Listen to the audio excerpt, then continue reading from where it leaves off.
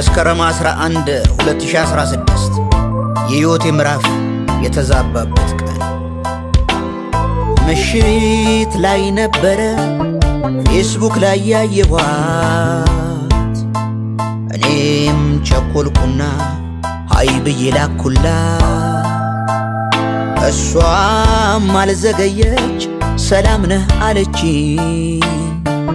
ጨዋታው ቀጠለ እኔም ደስ አለችኝ። ዋይ ዋይ ዋይ ዋይ ዋይ ትንሽ እንደቆየን መደዋወል ጀመር። ሌሊቱ ይነጋል ማሬ ውዴ ስንል በጣም ናፍቀኸኛል ብላ ስትለኝ ጉጉቴ ጨመረ ተንሰፈሰፍኩኝ።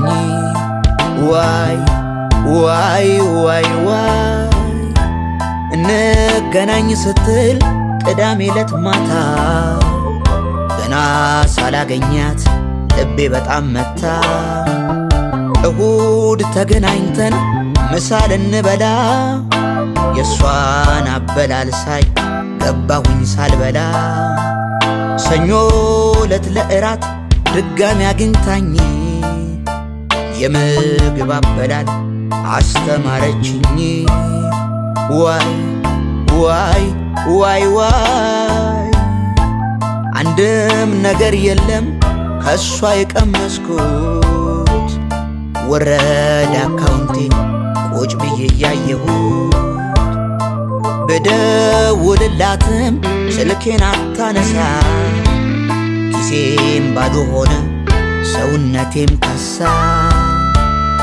የነበረኝ ሁሉ ሲያልቅ ካካውንቴ እኔም አላፈርኩም ገባሁ ወደ ቤቴ።